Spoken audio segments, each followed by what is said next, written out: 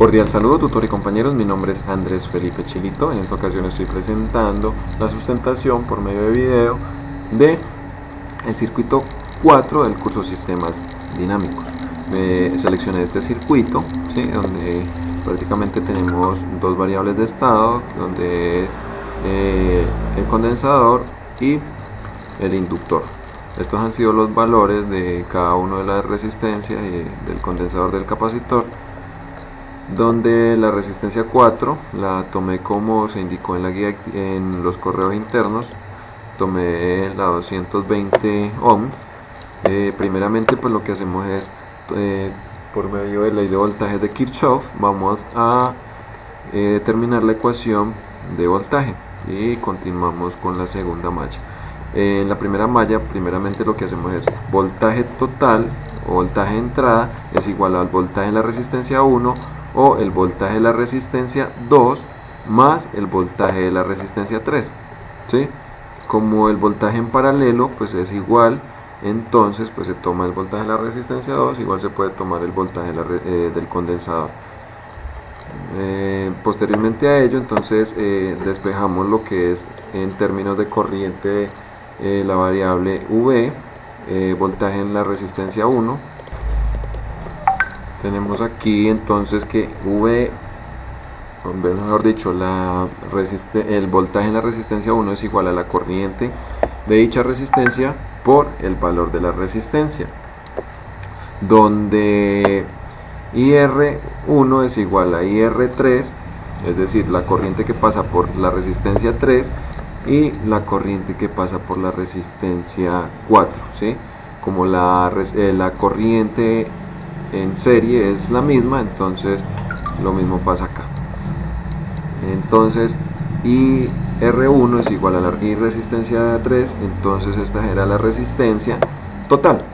Reemplazando, entonces tenemos aquí que voltaje de la resistencia 1 es igual a esto que tenemos acá, y luego pues desarrollamos y tenemos que el voltaje de la resistencia 1 está determinado por la siguiente expresión. Listo, entonces vamos a determinar el voltaje de la resistencia 2, ¿sí? Despejamos de la misma manera y obtenemos acá lo que es lo correspondiente a el voltaje de la resistencia 2 y seguidamente el voltaje de la resistencia 4, que va a quedar determinado de esta manera, donde despejamos y tenemos primeramente la primera ecuación diferencial.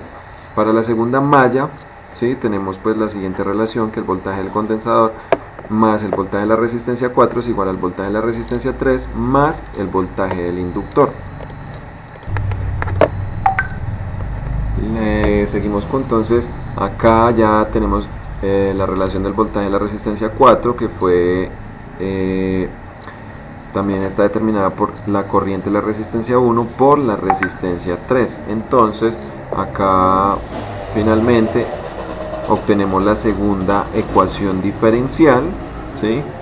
Ya acá las expresamos todas dos juntas, donde tenemos estas dos ecuaciones diferenciales que representan el circuito número 4.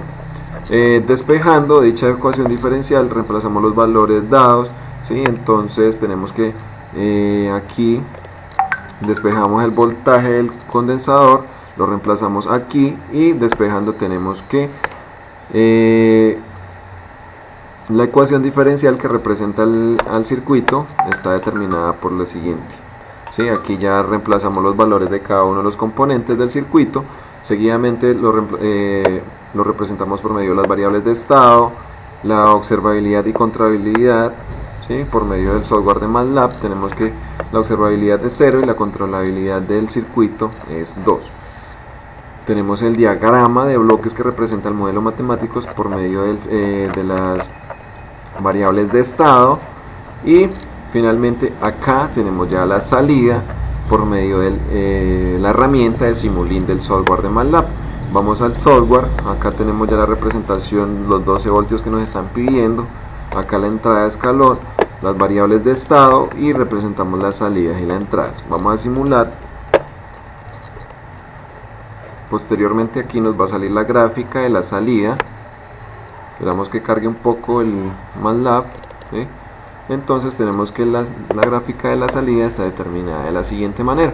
Con esto he determinado con el desarrollo del video correspondiente a sistemas dinámicos. Espero se haya cumplido con los requerimientos. Muchas gracias.